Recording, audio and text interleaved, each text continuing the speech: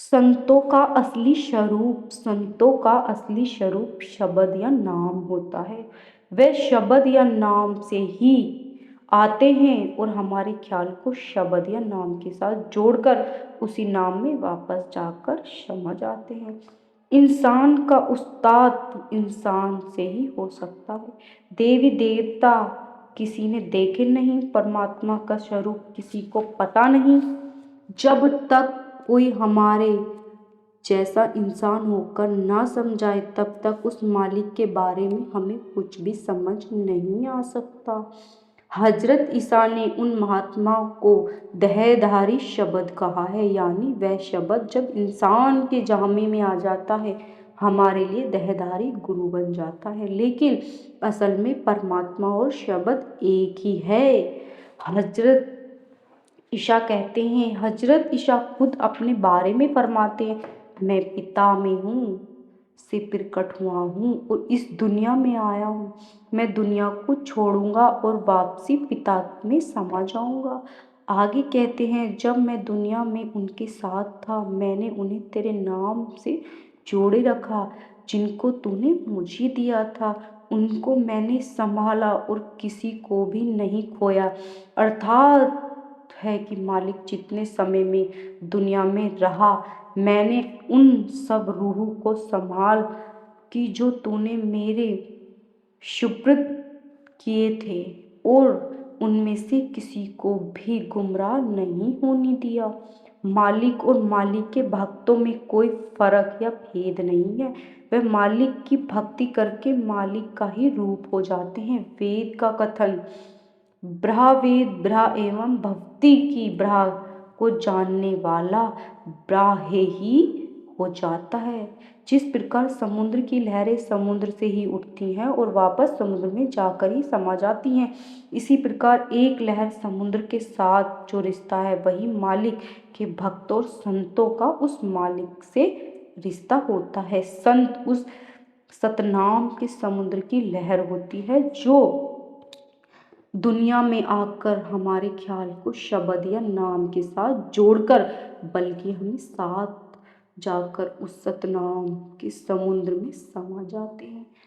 परमात्मा जब हमें देह बंधनों से छुड़ाना चाहता है तो वह खुद गुरुमुख के अंदर बैठकर हमारे ख्याल को शब्द के साथ जोड़कर हमें वापस ले जाकर अपने में ही मिला लेता है। गुरु अर्जुन देव जी भी यही फरमाते हैं, गुरु साहिब कि हमने शरीर के अंदर शब्द की कमाई करके देखा, परमात्मा और गुरु एक हैं, दोनों कोई अंतर नहीं। गुरु अर्जुन देव जी भी कहते हैं, गुरु परमेश्वर एक को जान। मौलाना रूम साहिब भी कहते हैं, यानी मनुष्य के अंदर सूर्य प्रभु ने खुद को छिपा रखा है। यही बुल्ले सा समझाते हैं, माऊ आदमी वाण। कबीरदास जी भी यही फरमाते हैं, वह मान बादशाह है, वज कपाट को बंद करके आंखों के पीछे बैठा है और फिर मनुष्य के रूप में खुद ही दरवाजा खोलने आ जाता है। सच्चे गुरु हमें बाहरी रीति रिवाज में नहीं फंसाते बल्कि अंतर में शब्द की कमाई करने का तरीका बताते हैं। पूर्ण गुरु हमें अपने शरीर के अंदर ही असली घर जाने यानी सचखंड का रास्ता दिखाते हैं। गुरु नानक साहब जी भी यही फरमाते हैं, घर में घर गुरु दिखावे, धुन शब्द पांच बतावे। महात्मा समझाते हैं कि हमारा निज घर सचखंड के मार्ग में हमारे अंदर 5 मंजिलें। हजरत ईसा ने भी यही इशारा किया, मेरे पिता के घर में बहुत से निवास स्थान हैं, हर एक की मंजिल का अपना अपना शब्द या धुन है। सच्चा गुरु हमें उन 5 मंजिलों से लेकर जाकर 5 शब्द या धुन में जोड़कर परमात्मा तक पहुंचाता है।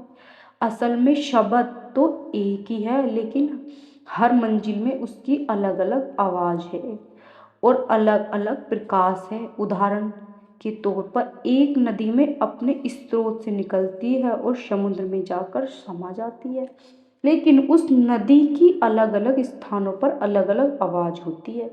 जहाँ से निकलती है वहाँ उसकी आवाज़ जिस समय बड़ी बड़ी चट्टानों से और गड्ढों से गुजरती है उसकी आवाज़ कोई और, जब वह झरना बनकर गिरती है तो आवाज़ बदल जाती है, जब वह मैदानों में फैलती है तो उसकी आवाज़ और हो जाती है, जब वह नदी समुद्र में समाती है तो आवाज़ और हो जाती है, लेकिन हर जगह नदी एक ही होती है। इसी प्रकार शब्द भी एक है लेकिन अलग अलग मंडलों से गुजरता है तो अलग अलग धुन और प्रकाश का रूप प्रकट होता है। सब पूर्ण संत इसी को अंतर्मुखी शब्द की कमाई का देश कहते हैं। कबीर साहिब 5 शब्द जिक्र करते हैं और शब्द के साधन पर जोर देते हैं।